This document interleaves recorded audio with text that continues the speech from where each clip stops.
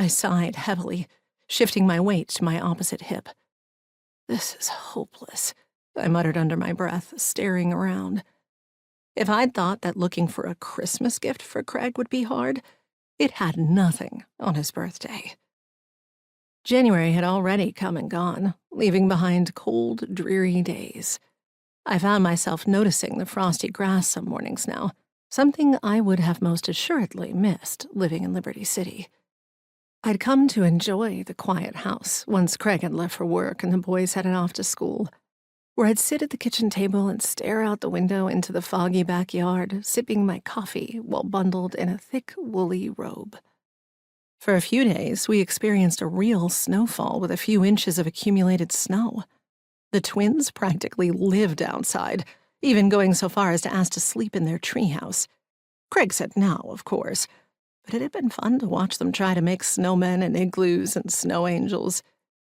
I enjoyed the scenery from inside, watching the frost cling to the corners of the window glass, making batch after batch of hot chocolate to fuel the boys in their adventuring. Craig had to supervise the town to ensure that everyone was safe, as there was hardly the infrastructure to deal with so much snow at once. But it seemed that all of Cobbsville had slept underneath the snow. Thankfully, no one had been hurt, and everyone had decided to camp out at home and enjoy the weather, as opposed to trying to go out in it. February brought slightly warmer temperatures, but the cloudy days had decided to hang around. It might have been part of the reason that I had been in a bad mood for several days in a row now. I knew from my childhood that I rather liked seeing the sun on a regular basis, and while the whole Northeast went weeks without seeing it during this time of year, this southern-raised girl needed that vitamin D. I rolled my eyes, looking back and forth down the aisle. I hadn't moved more than a few feet in either direction for the better part of 15 minutes, and was no closer to selecting something. Why had I chosen to come into a hardware store of all places to find his gift?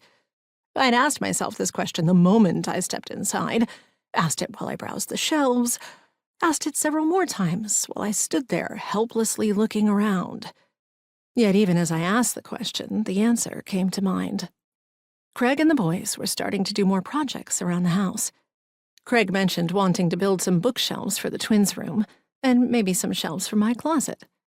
They might not be all that complicated in execution, but he didn't exactly have the best tools for the job.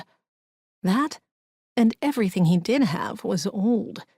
He needed something with a bit more reliability before he started to show the twins how to do anything. So, I found myself standing amidst screwdrivers, nuts, bolts, sanders, levels, and clamps.